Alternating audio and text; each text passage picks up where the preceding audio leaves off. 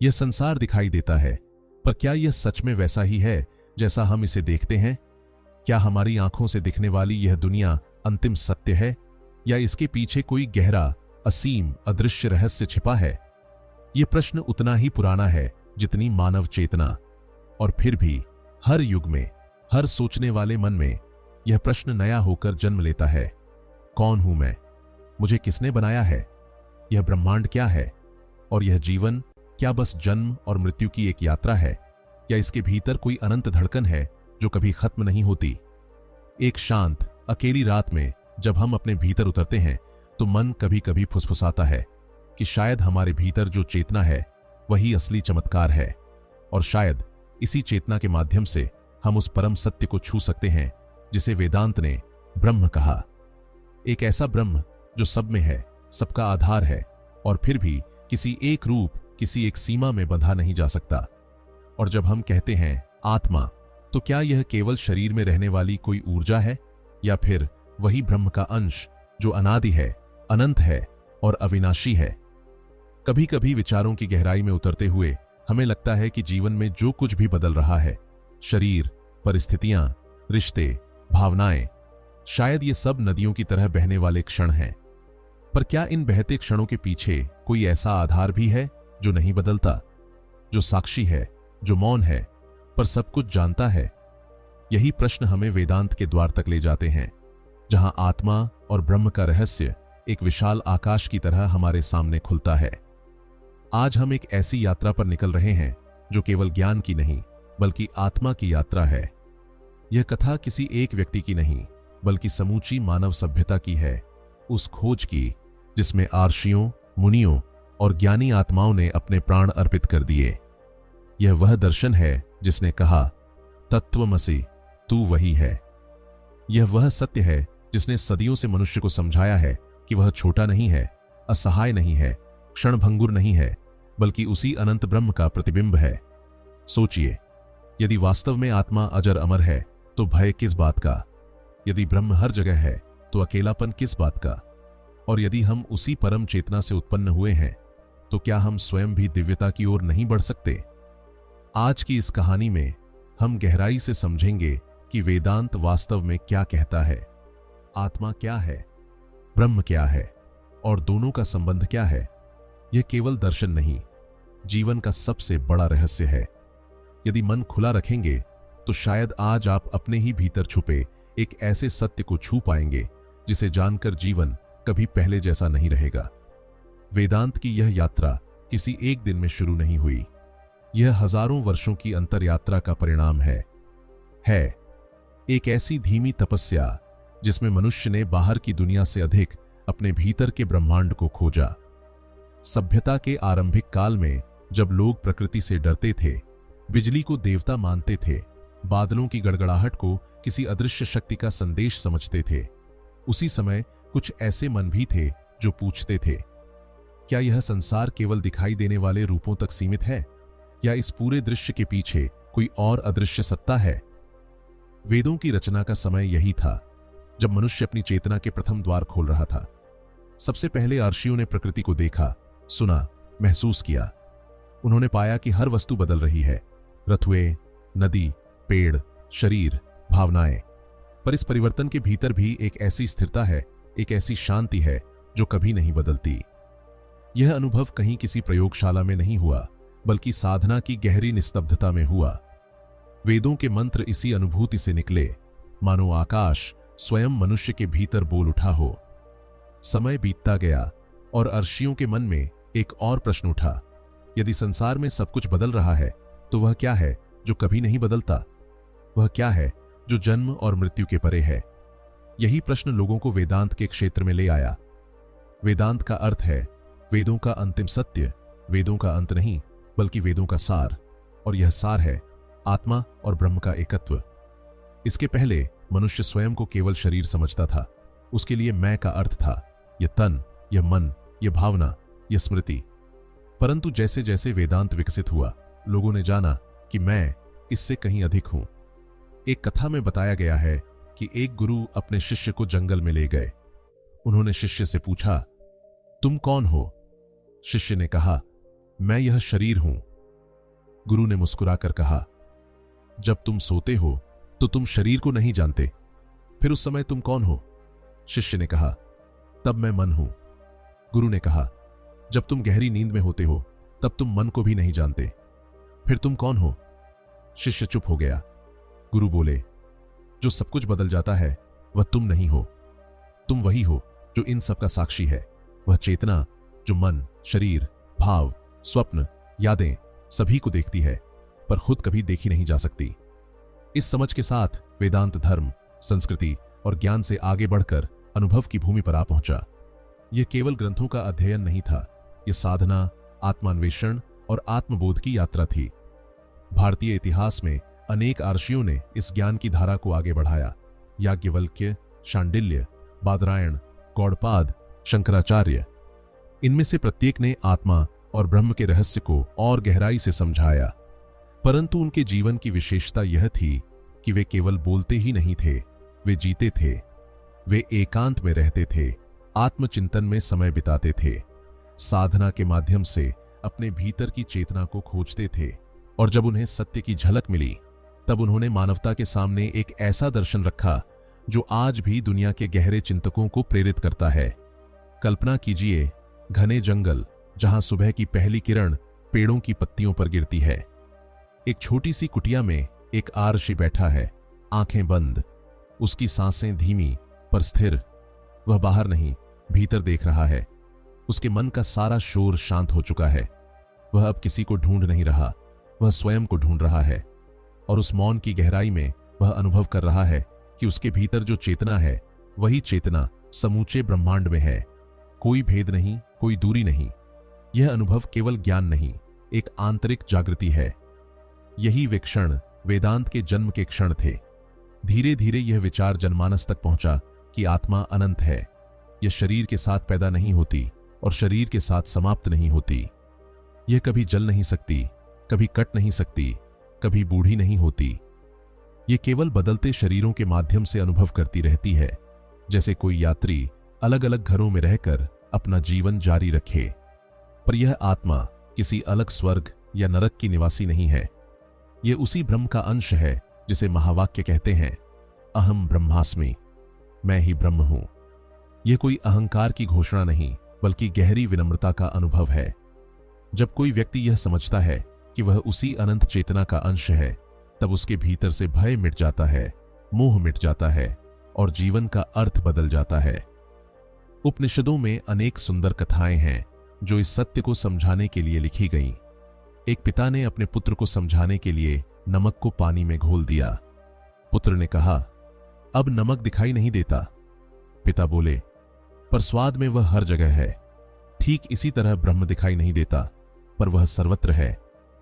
उस बच्चे ने एक बार में वह सत्य समझ लिया जिसे समझने में कई लोग जन्मों को लगा देते हैं। एक और कथा में गुरु ने अपने शिष्य को एक विशाल बरगद के पेड़ के नीचे बुलाया। उन्होंने कहा, इस बीज को फोड़ो। शिष्य ने बीज फोड़ा और कहा, इसमें कुछ नहीं है। गुरु ने कहा, और इसी कुछ नहीं से यह विशाल पेड़ बना है। ब्रह्म भी इसी अदृश्य सत्ता की तरह है जो दिखाई नहीं देता, पर उसी से सब निर्मित है। शास्त्रों के माध्यम से यह समझ धीरे धीरे पूरे भारत में फैली। लोग जानने लगे कि जीवन केवल कर्मों की जंजीर नहीं है, इसके भीतर एक सुंदर, शांत, दिव्य केंद्र है, आत्मा। और यह आत्मा ब्रह्म से अलग नहीं है, वही ब्रह्म विभिन्न रूपों में अनुभव कर रहा है। इस दर्शन ने भारतीय संस्कृति को हजारों वर्षों तक मार्ग दिखाया। राजाओं ने, साधुओं ने, गृहस्थों ने, सब ने इस सत्य को किसी न किसी तरीके से आत्मसात किया, क्योंकि यह ज्ञान केवल विद्वानों के लिए नहीं था, यह प्रत्येक मनुष्य के लिए था। चाहे वह किसान हो या राजा, बालक हो या वृद्ध, हर कोई इस सत्य का अनुभव कर सकता था। वेदांत का सबसे बड़ा आकर्षण ही यह है, यह किसी धर्म, जाति या मत की सीमा में बंधा हुआ नहीं। यह आंतरिक यात्रा है, आत्मा की खोज है। और यह यात्रा हर उस मनुष्य के लिए संभव है जो अपने भीतर की आवाज को सुनना चाहता है। आज भी जब हम किसी शांत क्षण में स्वयं से पूछते हैं, मैं कौन हूं, तो हम अनजाने में उसी प्राचीन परंपरा का हिस्सा बन जाते हैं। वेदांत की यह कहानी केवल इतिहास नहीं, हमारे प्रत्येक श्वास में जीवित है।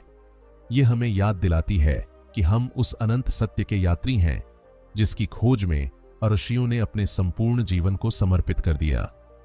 आप जिस पल इस कथा को सुन रहे हैं, शायद उसी पल आपके भीतर भी वह पुरानी उज्ज्वल चिंगारी जाग रही हो, वही चिंगारी जो मानव को ब्रह्म की ओर ले जाती है। वेदांत की इस विराट यात्रा में एक क्षण ऐसा आता है जब खोज मात्र ज्ञान की प्यास नहीं रहती, वह अस्तित्व का प्रश्न बन जाती है। मनुष्य अचानक रुक जाता है और पूछता है, क्या यह सब जो मैं देख रहा हूं, सुन रहा हूं, महसूस कर रहा हूं, क्या यही अंतिम सत्य है? यही वह क्षण है जहां एक परिवर्तन, एक मुड़ाव, एक गहरा आंतरिक क्रांतिकाल शुरू होता है। इसे ही वेदांत का टर्निंग पॉइंट कहा जा सकता है, आत्मा और ब्रह्म के रहस्य के प्रकट होने का क्षण। कभी किसी साधक ने गुरु से पूछा, स्वामी, सत्य की खोज कब शुरू होती है? गुरु ने उत्तर दिया, जिस दिन तुम्हें संसार में कुछ भी स्थायी न दिखे, उस दिन सत्य तुम्हारे भीतर बोलना शुरू कर देता है। यही खोज, यही अस्थिरता में स्थिरता खोजने की तड़प वेदांत का हृदय है। कई लोग वेदांत को दर्शन समझते हैं, पर वास्तव में वेदांत एक अनुभव है। यह शब्दों का खेल नहीं, बल्कि मौन की गहराई में सुनी जाने वाली वह ध्वनि है जो कहती है, तू केवल यह शरीर नहीं, तू अनंत है। इस टर्निंग पॉइंट की शक्ति को समझने के लिए पहले यह समझना आवश्यक है कि वेदांत किन मूल प्रश्नों से उभरता है। पहला प्रश्न, संसार बदल क्यों रहा है? दूसरा, जो बदल रहा है वह वास्तविक हो कैसे सकता है? तीसरा, यदि सब कुछ बदल रहा है तो वह क्या है जो नहीं बदलता? इन प्रश्नों ने आत्मा और ब्रह्म के सबसे बड़े रहस्य का द्वार खोला। उपनिषदों में एक कहानी आती है। एक युवा शिष्य अपने गुरु के पास जाता है और कहता है कि वह सत्य जानना चाहता है। गुरु उसे नदी किनारे ले जाते हैं। वहां शांत जल में सूर्य का प्रतिबिंब तैर रहा होता है। हवा चलती है तो प्रतिबिंब टूट जाता है। शिष्य पूछता है, गुरुदेव, क्या सूर्य टूट गया? गुरु मुस्कुराते हैं और कहते हैं, जो टूटता है वह सत्य नहीं, सत्य वह है जो जल में भी नहीं डूबता और हवा से भी नहीं बदलता। प्रतिबिंब जल में है पर सूर्य आकाश में। वैसे ही शरीर और मन बदलते रहते हैं, पर आत्मा सदा स्थिर है। यही वह टर्निंग पॉइंट था जहां शिष्य को पहली बार यह अनुभूति हुई कि वह इन बदलते अनुभवों का मालिक नहीं, बल्कि साक्षी है, दर्शक है। वेदांत की मुख्य खोज यही है, मनुष्य स्वयं को साक्षी के रूप में पहचाने। लेकिन उसके सामने सबसे बड़ी उलझन ये होती है कि यदि आत्मा साक्षी है तो ब्रह्म क्या है? क्या दोनों अलग हैं या एक ही? जो लोग पहली बार वेदांत सुनते हैं उन्हें यह प्रश्न पहेली जैसा लगता है, परंतु उपनिषद इस पहेली को अत्यंत सरल ढंग से समझाते हैं। एक प्राचीन गुरु ने 2 दीपक जलाए, एक दीपक कमरे के इस छोर पर, दूसरा उस छोर पर। फिर उन्होंने पूछा, क्या इन दोनों की रोशनी अलग है? शिष्य बोला, दीपक अलग हैं, पर रोशनी एक है। गुरु ने उत्तर दिया, ठीक यही आत्मा और ब्रह्म का संबंध है। शरीर दीपक है, पर चेतना, वह प्रकाश एक ही है। दीपक बुझ जाते हैं, रोशनी नहीं बुझती। यह समझ मनुष्य के भीतर की सबसे बड़ी जंजीर तोड़ देती है, अहंकार की जंजीर। जब तक व्यक्ति सोचता है कि वह शरीर है, तब तक उसे भय होता है, मृत्यु का भय, हानि का भय, तिरस्कार का भय। पर जब वह समझता है कि वह चेतना है, तब मृत्यु भी केवल वस्त्र परिवर्तन बन जाती है। यही टर्निंग पॉइंट का दूसरा पहलू है, माया का उद्घाटन। वेदांत कहता है कि संसार वास्तविक है, पर परम वास्तविक नहीं। यह अनुभव है, किंतु अंतिम सत्य नहीं। जैसे सपना सच लगता है, पर जागने पर समझ आता है कि वह भ्रम था। उसी तरह ब्रह्मांड भी परम चेतना की अभिव्यक्ति है, पर इसके पीछे जो अनंत सत्ता है वही ब्रह्म है। माया का अर्थ भ्रम नहीं, बल्कि आवरण है। एक ऐसा आवरण जो हमें दिखने वाली दुनिया में बांधे रखता है। हम सूर्य को देखते हैं, पर प्रकाश का स्रोत नहीं देखते। हम तरंगें देखते हैं, पर समुद्र नहीं देखते। हम शरीर देखते हैं, पर आत्मा नहीं देखते। हम संसार देखते हैं, पर ब्रह्म नहीं देखते। यही आवरण हटाना वेदांत का टर्निंग पॉइंट है। एक और कथा इसे समझने में मदद करती है। रात के समय एक व्यक्ति ने रस्सी को सांप समझकर डर कर चीख उठा। जब दीपक जलाया गया तो पता चला कि वह रस्सी थी। प्रश्न यह नहीं कि रस्सी थी या सांप, प्रश्न यह है कि सांप दिख क्यों रहा था। वेदांत कहता है जिस कारण रस्सी पर सांप दिखाई पड़ा, उसी कारण ब्रह्म पर संसार दिखाई देता है। जब ज्ञान का दीपक जलता है तो भ्रम मिट जाता है। इस टर्निंग पॉइंट के दौरान साधक को यह अनुभव होना शुरू होता है कि वह अपने विचारों का स्वामी नहीं बल्कि उनका साक्षी है। विचार आते हैं, जाते हैं, पर वह स्थिर, शांत, अविचल बना रहता है। भावनाएं आती हैं, एक जाती हैं, पर उसके भीतर का केंद्र शांत रहता है। सफलता और असफलता आते जाते रहते हैं, पर उसकी चेतना वैसी ही रहती है। जब व्यक्ति इस अवस्था को पहचानता है, तब पहली बार उसे अपनी ही चेतना की ध्वनि सुनाई देती है, एक मौन परंतु गूढ़ अनुभव। यही टर्निंग पॉइंट उसकी साधना का केंद्र बन जाता है। यह अनुभव इतना प्रबल होता है कि साधक समझने लगता है कि ब्रह्म और आत्मा अलग नहीं, वे एक ही सत्य के दो नाम हैं। आत्मा वह है जो भीतर है, ब्रह्म वह है जो बाहर है, पर दोनों में अंतर केवल दृष्टि का है, सत्ता का नहीं। उपनिषद कहते हैं ब्रह्म ओंकार भीतर भी है और बाहर भी, पीछे भी और आगे भी, ऊपर भी और नीचे भी। जो इसे हर जगह देखता है उसी ने सत्य को जाना। यह टर्निंग पॉइंट किसी शिक्षित या विद्वान व्यक्ति तक सीमित नहीं, यह किसी को भी अनुभव हो सकता है। एक किसान को खेत में हल चलाते हुए, एक मां को अपने बच्चे की आंखों में देखते हुए, एक साधु को ध्यान में बैठे हुए, एक साधारण मनुष्य को जीवन की कठिनाइयों से गुजरते हुए। और जब यह अनुभव होता है तो व्यक्ति शांत होने लगता है। उसके भीतर एक मौन खिल उठता है। उसे समझ आने लगता है कि जीवन कोई बोझ नहीं, एक यात्रा है। संबंध कोई जंजीर नहीं, अनुभव है। दुख कोई दंड नहीं, चेतना की शिक्षा है। और मृत्यु कोई अंत नहीं, एक नए अध्याय का आरंभ है। यही वे क्षण है जब साधक आखिरकार समझता है, मैं यह नहीं जो दिखता हूं, मैं वह हूं जो सब कुछ देख रहा है। यह टर्निंग पॉइंट केवल ज्ञान नहीं बल्कि जागरण है, आत्मबोध की पहली किरण। और यही किरण आगे चलकर उसे वेदांत के अंतिम सत्य तक ले जाती है, जहां आत्मा और ब्रह्म दोनों एक विशाल, अनंत, असीम आकाश में विलीन हो जाते हैं। एक ऐसा सत्य जो केवल जाना नहीं जाता बल्कि जिया जाता है। वेदांत की दुनिया केवल अनुभूति और ध्यान का क्षेत्र नहीं है, यह एक विस्तृत, गहरी और अत्यंत सूक्ष्म ज्ञान परंपरा है जिसमें सदियों के चिंतन, मनन और अनुभव संचित हैं। वेदांत का वास्तविक वैभव उसके ग्रंथों, उपदेशों और आध्यात्मिक उपलब्धियों में प्रकट होता है। उपनिषद, ब्रह्मसूत्र, भगवद गीता और उन अनेक टीकाएं जिन्होंने मानव मन को परम सत्य की ओर मोड़ा। यदि टर्निंग पॉइंट आत्मबोध की पहली किरण थी, तो वेदांत के प्रमुख कार्य और योगदान उस पूर्ण उजाले की प्रतीक्षा हैं जहां सब कुछ स्पष्ट दिखने लगता है। उपनिषद वेदांत का हृदय है। वेदों के अंतिम भाग में स्थित ये ग्रंथ उस समय के ऋषियों के प्रत्यक्ष अनुभवों का सार हैं। वे किसी धर्म की स्थापना के लिए नहीं लिखे गए थे, न ही किसी समाज को नियंत्रण में रखने के लिए। वे स्वयं सत्य के अनावरण के प्रयास थे। उपनिषदों में एक अलग ही भाषा है, संक्षिप्त, गूढ़ और मौन को भी अर्थ देती हुई। उनकी शैली बताती है कि यह ज्ञान केवल पढ़ने के लिए नहीं बल्कि जीने के लिए है। उपनिषदों में ब्रह्म की अवधारणा सबसे ऊंचे स्तर पर आती है। ब्रह्म कोई देवता नहीं, कोई शक्ति नहीं, कोई वस्तु नहीं, वह स्वयं अस्तित्व की जड़ है, चेतना का महासागर है।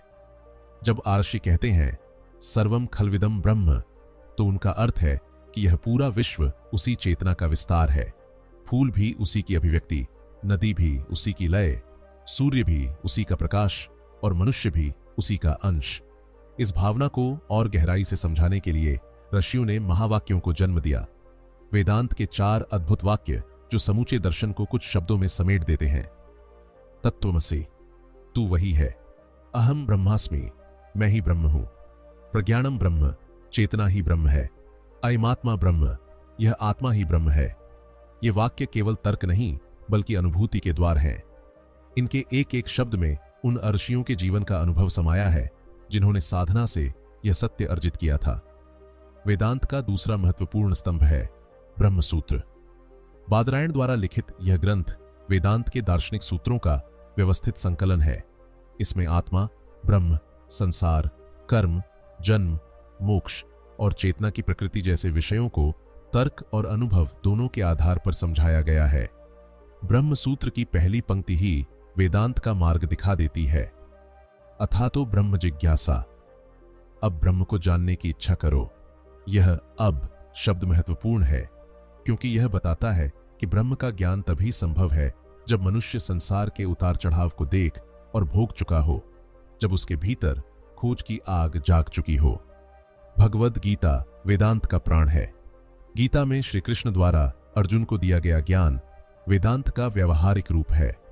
उपनिषद सत्य बताते हैं, गीता उसे जीवन में उतारने का मार्ग दिखाती है। कृष्ण कहते हैं, जिसने आत्मा को पहचान लिया उसके लिए कोई दुख नहीं, कोई भय नहीं। यह वही संदेश है जो उपनिषदों में मिलता है, लेकिन अधिक सरल, अधिक प्रेमपूर्ण रूप में। गीता के माध्यम से वेदांत कहता है कि ज्ञान केवल जंगलों में रहने वालों के लिए नहीं, यह युद्ध भूमि में खड़े मनुष्य के लिए भी उतना ही आवश्यक है। वेदांत का यही योगदान अद्वितीय है। यह संसार को त्यागना नहीं सिखाता, बल्कि संसार में रहकर भी उससे ऊपर उठना सिखाता है। इन महान ग्रंथों की व्याख्या और व्यावहारिक रूप देने में सबसे बड़ा योगदान है आदि शंकराचार्य का। शंकराचार्य ने अद्वैत वेदांत को पुनर्जीवित किया। यह विचार कि आत्मा और ब्रह्म एक ही हैं, उनके बीच कोई अंतर नहीं। उन्होंने कहा कि भिन्नता केवल मन की कल्पना है और अज्ञान ही उस कल्पना का कारण है। जब ज्ञान का प्रकाश भीतर फैलता है, तब भिन्नता का अनुभव मिट जाता है और मनुष्य समझता है कि ब्रह्म से अलग कुछ भी नहीं। शंकराचार्य ने दार्शनिकता को फिर से जागृत किया। व्याख्यानों, वाद विवादों और यात्राओं के माध्यम से उनका योगदान केवल दर्शन तक सीमित नहीं, उन्होंने भारतीय आध्यात्मिक संस्कृति को नया जीवन दिया। उपनिषद, गीता और ब्रह्मसूत्र पर उनकी टीकाएं वेदांत की नींव बन गईं। उनके कार्यों के बिना आज वेदांत शायद इतना स्पष्ट न होता, इतना जीवंत न होता। वेदांत का एक और बड़ा योगदान है आत्मबोध को सार्वभौमिक बनाना। अधिकतर दार्शनिक परंपराएं किसी विशेष समुदाय या धर्म तक सीमित रहती हैं, पर वेदांत का संदेश प्रत्येक मनुष्य के लिए है।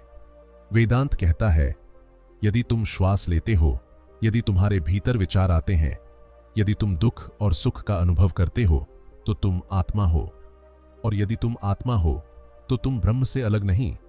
यही सार्वभौमिकता वेदांत को अद्वितीय बनाती है।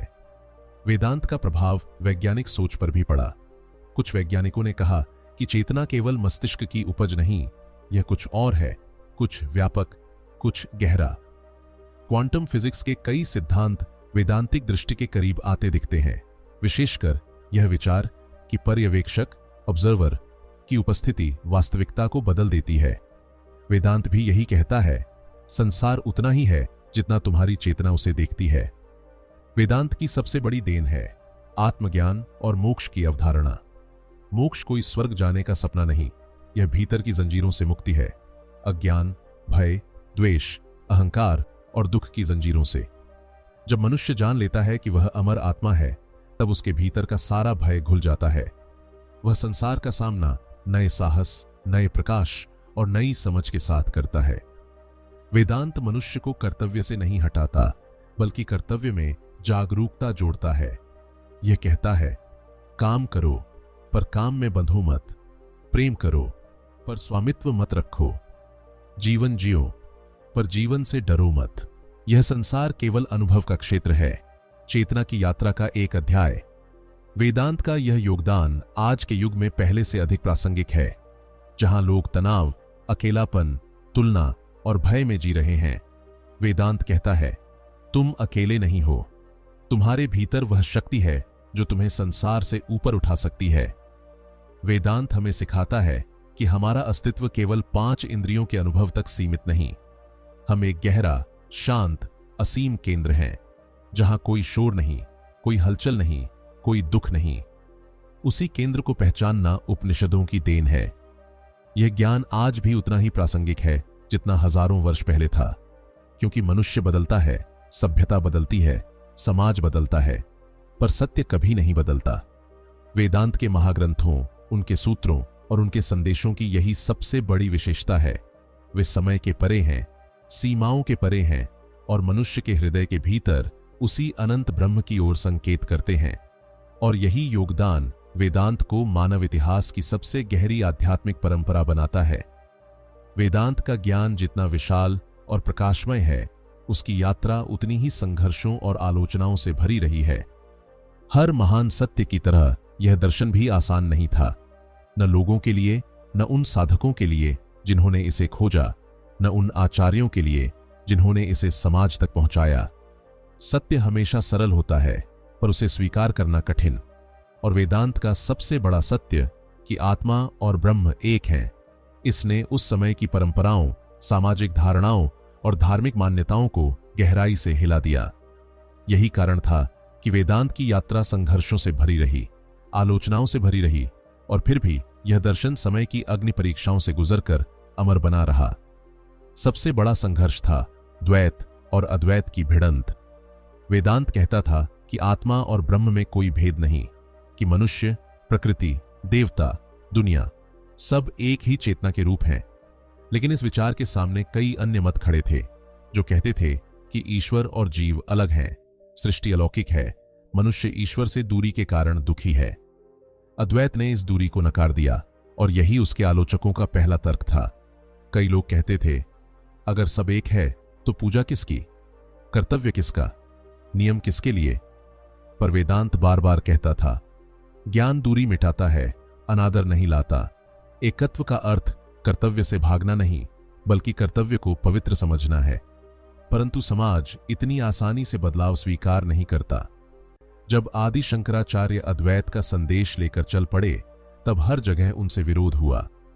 कभी उन्हें तर्क के मैदान में चुनौती दी गई, कभी धार्मिक भावनाओं के नाम पर अवरोध खड़े किए गए, कभी उन पर आरोप लगाया गया कि वे मानव जीवन के वास्तविक संघर्षों से दूर हैं।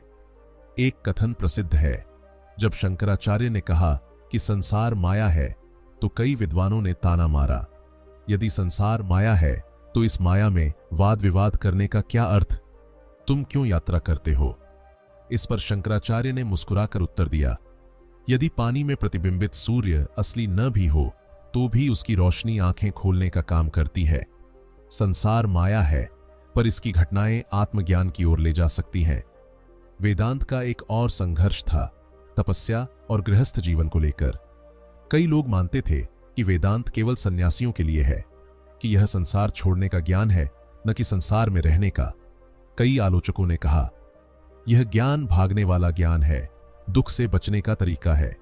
परंतु उपनिषद और गीता दोनों यह कहते हैं कि आत्मज्ञान गृहस्थ के लिए भी उतना ही संभव है जितना साधु के लिए। कृष्ण ने अर्जुन से कहा, युद्ध भूमि में खड़े होकर भी आत्मा को जानो। यह संदेश था कि साधना भीतर का कार्य है, बाहर का नहीं। वेदांत को एक और बड़ी आलोचना मिली, दुनिया को माया कहने के कारण। कई लोगों ने इसे निराशावादी दर्शन कहा गया कि माया का विचार जीवन के प्रति रुचि कम कर देता है, कि यदि संसार वास्तविक नहीं तो संघर्षों का क्या अर्थ? पर वेदांत का माया सिद्धांत पलायन नहीं, दृष्टि बदलने की कला है। वेदांत कहता है, यह संसार असत्य नहीं, यह सत्य का प्रतिबिंब है, अस्थाई पर सुंदर। इसका सम्मान करो, पर इसके बंधन में मत पड़ो। फिर आया विज्ञान का युग और वेदांत की आलोचनाएं और तेज हो गईं। कई वैज्ञानिकों ने कहा, चेतना मस्तिष्क की उपज है, आत्मा का कोई अस्तित्व नहीं। कई दार्शनिकों ने कहा, वेदांत अनुभववादी नहीं, भावनात्मक दर्शन है। पर समय के साथ जब विज्ञान ने चेतना के रहस्यों को समझने की कोशिश की, तो वेदांत का प्रकाश फिर सामने आया। क्वांटम सिद्धांतों ने कहा कि पर्यवेक्षक वास्तविकता को बदल देता है। न्यूरोसाइंस ने कहा कि स्व स्थिर इकाई नहीं, एक प्रक्रिया है। और आधुनिक दार्शनिकों ने कहा कि चेतना केवल पदार्थ से नहीं समझाई जा सकती। वेदांत के आलोचक धीरे धीरे उसके सहयोगी बनते गए, लेकिन वेदांत का सबसे बड़ा संघर्ष समाज के भीतर था, खासकर उन मनुष्यों के भीतर जो अहंकार, भय, असुरक्षा और अस्थिरता में जीते थे। एक गुरु ने कहा, वेदांत का विरोध बाहर से नहीं, भीतर से आता है, क्योंकि सत्य भीतर की परतें तोड़ता है और मनुष्य अपने भ्रमों के टूटने से डरता है। वेदांत ने कहा, अहंकार एक भ्रम है। और यही पंक्ति लाखों के लिए चुनौती बन गई, क्योंकि अहंकार ही वह पहचान है जिससे मनुष्य अपने अस्तित्व को पकड़े रहता है। जब उसे कहा जाता है कि असली मैं कुछ और है, तो वह असहज होता है। इसी असहजता के कारण वेदांत को प्रतिरोध मिला। वेदांत का एक और संघर्ष था धार्मिक कट्टरता से। जब कोई दर्शन कहता है कि ईश्वर सर्वत्र है, आत्मा अनंत है, हर जीव ब्रह्म का अंश है, तो यह संदेश सीमाओं को तोड़ता है। धर्म के संरक्षक अक्सर इसे खतरे के रूप में देखते थे, क्योंकि वेदांत कहता था कि मुक्ति किसी माध्यम या पुरोहित पर निर्भर नहीं, कि सत्य हर मनुष्य के भीतर है। एक बार एक विद्वान ने कहा, यदि हर कोई स्वयं ईश्वर को जान सकता है, तो फिर हमारे ग्रंथों और नियमों का क्या अर्थ? गुरु ने उत्तर दिया, नियम समुद्र तक पहुंचने के लिए रास्ते हैं, पर समुद्र किसी के नियम पर निर्भर नहीं होता। समाज में भी एक और आलोचना हुई, वेदांत की भाषा पर। लोग कहते थे, यह ज्ञान अत्यधिक कठिन है, इसमें गूढ़ शब्द हैं, यह आम मानव के लिए नहीं। पर धीरे धीरे संतों, कवियों और भक्तों ने वेदांत को सरल भाषा में समझाया। कभी भक्ति में, कभी गीतों में, कभी दोहों में, कभी कहानियों में। कबीर ने कहा, मुंह को कहां ढूंढे रे बंधे, मैं तो तेरे पास में। यह एक ही बात कह रहा था, ब्रह्म दूर नहीं, भीतर है। संघर्षों का सबसे भावनात्मक पक्ष था वेदांत साधकों की व्यक्तिगत परीक्षा।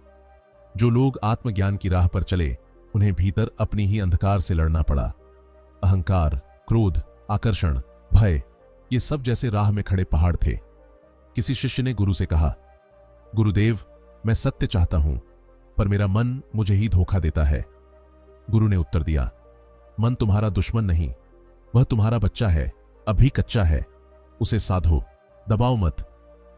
वेदांत का वास्तविक संघर्ष बाहर की आलोचनाएं नहीं थीं, भीतर की उथल पुथल थीं, क्योंकि सत्य को स्वीकार करने में मनुष्य को अपने ही बनाए भ्रम तोड़ने पड़ते हैं।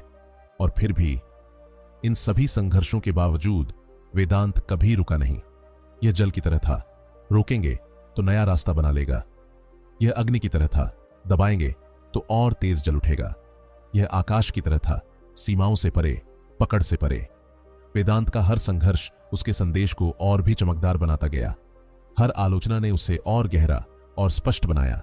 जिसे रोकना चाहा गया, वह और अधिक फैल गया।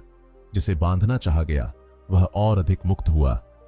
और यही संघर्ष वेदांत की महानता की सबसे बड़ी पहचान है कि इतनी आपत्तियों, विवादों, तर्क वितर्क और विरोध के बाद भी यह दर्शन आज भी जीवित है और पहले से अधिक उज्जवल है।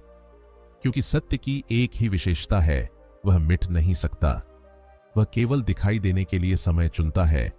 आत्मा और ब्रह्म के रहस्य की यह यात्रा केवल प्राचीन आश्रमों, कुटियों, उपनिषदों या अर्षियों की साधना तक सीमित नहीं रही। वेदांत का प्रभाव समय के साथ और गहरा होता गया, समाज में, मनुष्य के सोचने के ढंग में, आध्यात्मिकता में और सबसे अधिक मनुष्य की पहचान में। यह कहना अतिशयोक्ति नहीं कि वेदांत ने मानव चेतना को वैसा स्वरूप दिया जैसा बहुत कम दर्शनों ने दिया है। इसकी विरासत केवल ग्रंथों में नहीं, बल्कि मनुष्य के हृदय में जीवित है। समय बदलता रहा, राज्य उठे और गिर गए, संस्कृतियां आईं और मिट गईं, पर वेदांत की लौ कभी बुझी नहीं। वह हर युग में अपनी प्रासंगिकता बनाए रखता रहा, क्योंकि यह दर्शन समय से परे है, परिवर्तन से परे है, परिभाषाओं से परे है। जब उपनिषदों के ऋषियों ने पहली बार कहा कि आत्मा अजर, अमर, अविनाशी है, तब यह विचार केवल आध्यात्मिक क्रांति नहीं थी, यह मनोवैज्ञानिक क्रांति भी थी। क्योंकि इस एक विचार ने मनुष्य के भीतर से भय की जड़ को काट दिया।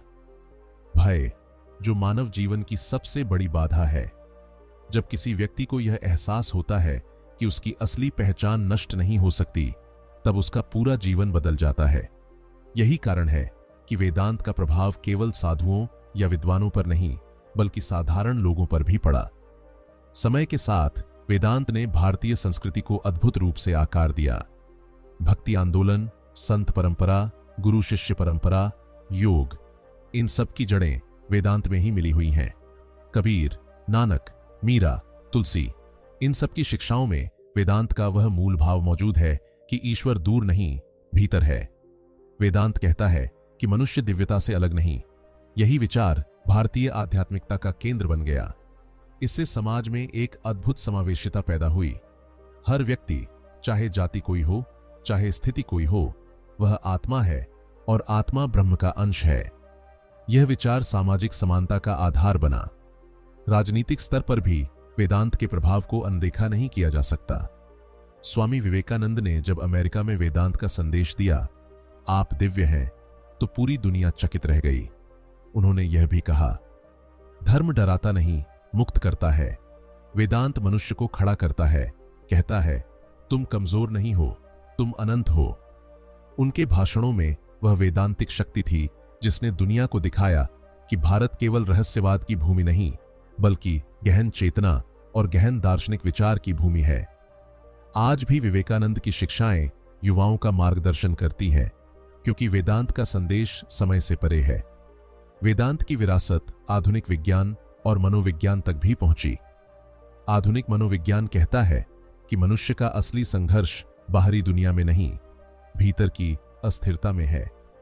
वेदांत सदियों पहले कह चुका था, मन ही बंधन है, मन ही मुक्ति है। आज न्यूरोसाइंस यह कहता है कि सेल्फ नाम की कोई स्थिर इकाई नहीं, यह बदलती हुई प्रक्रिया है। वेदांत कहता है, जो बदलता है वह तुम नहीं, तुम वह हो जो बदलते को देखता है। यह समानता बताती है कि वेदांत कितना आगे था। क्वांटम फिजिक्स में यह सिद्ध हुआ कि ब्रह्मांड ठोस वस्तुओं का समूह नहीं, बल्कि ऊर्जा के कंपन हैं। वे तरंगे हैं जिन्हें चेतना की उपस्थिति प्रभावित करती है। वेदांत कहता है, संसार नाम रूप की तरंगे हैं, मूल तो ब्रह्म ही है।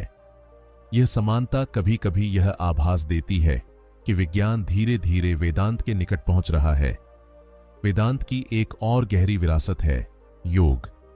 आज दुनिया योग को शरीर के व्यायाम के रूप में देखती है, पर योग का मूल वेदांत की ही शाखा है। योग का लक्ष्य शरीर को स्वस्थ बनाना नहीं, मन को स्थिर बनाना है। स्थिर मन ही आत्मा को पहचान सकता है। पतंजलि के योग सूत्रों में भी वेदांत की सुगंध है। योग चित्तवृत्ति निरोध, यानी मन की तरंगें शांत हों तभी भीतर का सत्य दिखाई देता है। वेदांत के स्प्रेडिंग इंपैक्ट का सबसे महत्वपूर्ण पहलू है व्यक्तिगत परिवर्तन। सदियों से यह दर्शन मनुष्य के जीवन में शांति, संतुलन और आत्मबोध लाता रहा है। जब कोई व्यक्ति वेदांत को समझता है तो उसके भीतर 3 बड़े परिवर्तन होते हैं। पहला, वह भय से मुक्त होने लगता है। दूसरा, वह अस्थिरता में स्थिरता खोजने लगता है। तीसरा, वह दूसरों के प्रति करुणा से भर जाता है, क्योंकि उसे समझ आता है कि हर व्यक्ति उसी ब्रह्म का अंश है। वेदांत का प्रभाव केवल व्यक्तिगत नहीं, वैश्विक भी है। आज पश्चिम में एडवाइटा वेदांता सबसे अधिक अध्ययन किए जाने वाले दर्शनों में से है। विश्वविद्यालयों में वेदांतिक कॉन्शियसनेस पर शोध हो रहे हैं। कई दार्शनिक यह कह रहे हैं कि चेतना ब्रह्मांड की जड़ है, न कि उसका उपज। यह वही विचार है जो वेदांत ने हजारों वर्ष पहले दिया था। वेदांत की विरासत इसलिए भी महान है क्योंकि उसने जीवन को साधारण नहीं रहने दिया, उसने जीवन को काव्य बना दिया। वेदांत कहता है, जीवन एक अनुभव है, इसे समझो, देखो, महसूस करो, पर इससे बंधो मत। यह दृष्टि मनुष्य को स्वतंत्र बनाती है। स्वतंत्रता जिसे बाहर खोजा जाता है, पर जो भीतर पाई जाती है। वेदांत का प्रभाव कला पर भी पड़ा। भारतीय संगीत में, विशेषकर ध्रुपद और भक्ति संगीत में, वह अद्वैत का स्वर है। गायन केवल राग नहीं, आत्मा की पुकार है। नृत्य में भी वेदांत की धारा है। अभिनय का उद्देश्य रूप नहीं, रस है। चित्रकला में, मंदिर वास्तु में, हर जगह आत्मा और ब्रह्म का गहरा रहस्य समाया हुआ है। वेदांत का आधुनिक समाज पर प्रभाव और भी दिलचस्प है। आज के मनुष्य का जीवन अत्यंत व्यस्त, तनावपूर्ण और भटकता हुआ है। सुबह से रात तक वह दुनिया का पीछा करता है, सफलता, कामयाबी, पहचान और सुख की तलाश में। पर वेदांत कहता है, जो तुम बाहर खोज रहे हो वह भीतर पहले से है। यह संदेश आज भी लाखों लोगों के जीवन में प्रकाश भरता है। ध्यान के केंद्र खुल रहे हैं, माइंडफुलनेस लोकप्रिय हो रहा है, सेल्फ अवेयरनेस पर शोध हो रहे हैं। यह सब वेदांत के वैश्विक प्रभाव का परिणाम है। वेदांत की विरासत का सबसे सुंदर पक्ष यह है कि यह किसी को बांधता नहीं, यह मनुष्य को स्वच्छंद करता है। यह कहता है, तुम्हें किसी पर निर्भर होने की जरूरत नहीं, तुम स्वयं सत्य तक पहुंच सकते हो। यह स्वतंत्रता केवल दार्शनिक नहीं, व्यावहारिक है। वह मनुष्य को मजबूत बनाती है, संपूर्ण बनाती है और जीवन के संघर्षों को सहज बनाती है। वेदांत की यात्रा आज भी जारी है। यह किसी संग्रहालय में बंद की गई पुरानी चीज नहीं है। यह जीवित है, श्वास ले रही है और हर मन के भीतर जगने की प्रतीक्षा कर रही है। वेदांत का प्रभाव आज भी उतना ही शक्तिशाली है जितना हजारों वर्ष पहले था, क्योंकि इसका सत्य चिरंतन है। और इस विरासत की सुंदरता यह है कि यह किसी एक व्यक्ति की नहीं, यह हर आत्मा की विरासत है। वेदांत कहता है, तुम्हारे भीतर वही प्रकाश है जो राशियों में था, उसे पहचानो और तुम भी उसी अनंत ब्रह्म को छू सकते हो। यही वेदांत की अमर और अनंत गूंज है, एक ऐसी ध्वनि जो युगों से गुजरती हुई आज भी कह रही है, तू वही है। जब कोई मनुष्य वेदांत की इस पूरी यात्रा को सुनता है, उपनिषदों की गूंज, ब्रह्मसूत्रों की तर्क शक्ति, गीता की करुणा, आर्षियों का मौन और चेतना के अनंत का एहसास, तो उसके भीतर एक नई रोशनी जन्म लेती है। यह रोशनी बाहर से नहीं आती, यह भीतर पहले से मौजूद होती है, पर वेदांत उसे जगाने का काम करता है। और अंत में इस दर्शन का सबसे बड़ा उपहार यही है, आत्मा की पहचान। वेदांत हमें धीरे धीरे यह एहसास कराता है कि हम केवल शरीर नहीं, मन नहीं, भावनाएं नहीं, स्मृतियां नहीं, हम एक अनंत चेतना है जो इस संसार को देख रही है, अनुभव कर रही है और फिर भी उससे परे है। यह समझते ही जीवन का पूरा दृष्टिकोण बदल जाता है। दुख आता है पर वह बंधन नहीं बनता, सुख आता है पर वह मदहोशी नहीं बनता, सफलता मिलती है पर अहंकार नहीं बढ़ता, असफलता मिलती है पर आत्मा नहीं टूटती, क्योंकि वेदांत कहता है, तुम वह हो जिसे न सुख छू सकता है न दुख। तुम मौन हो पर चेतन हो, तुम शून्य हो पर पूर्ण हो। जीवन की सबसे बड़ी सुंदरता यह है कि हर मनुष्य इस सत्य को अपने तरीके से पा सकता है। किसी को ध्यान में यह अनुभव होता है, किसी को भक्ति में, किसी को संकट के क्षणों में, किसी को किसी गहरी बात को समझते हुए। सत्य वही रहता है, केवल उसका मार्ग बदलता है। वेदांत का यह संदेश अत्यंत कोमल और अत्यंत गहरा है। तुम्हें कहीं जाने की आवश्यकता नहीं। जिस सत्य को तुम खोज रहे हो वह तुम्हारे भीतर पहले से विद्यमान है, तुम बस उसे पहचानो। जब कोई व्यक्ति यह पहचान लेता है तो उसके भीतर एक अद्भुत शांति उतर आती है। वह जान लेता है कि जीवन एक यात्रा है, अस्थायी, परिवर्तनीय, परंतु अर्थपूर्ण। वह जान लेता है कि संबंध सुंदर हैं, पर वे उसे बांधने के लिए नहीं, समझने के लिए हैं। वह जान लेता है कि कर्म आवश्यक हैं, पर फल के मोह में बंधने के लिए नहीं।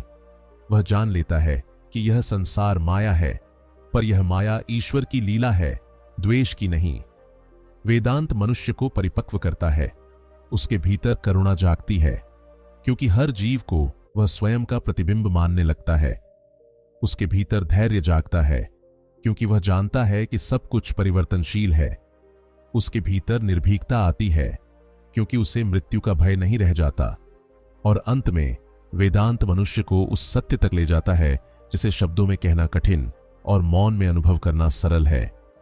उपनिषद कहते हैं, यथो वाचो निवर्तन्ते, जहां शब्द पहुंचकर लौट आते हैं। यही वेदांत का अंतिम बिंदु है, जहां मन शांत हो जाता है और आत्मा स्वयं को जान लेती है। यदि इस पूरी यात्रा से केवल एक ही सीख लेनी हो तो वह यह होगी, तुम वही हो जिसे तुम खोज रहे हो। जब तुम यह समझ लेते हो तो जीवन की हर उलझन, हर भय, हर घाव धीरे धीरे घुल जाता है। तुम हल्के हो जाते हो, जैसे कोई पक्षी जो पहली बार उड़ना सीखता है।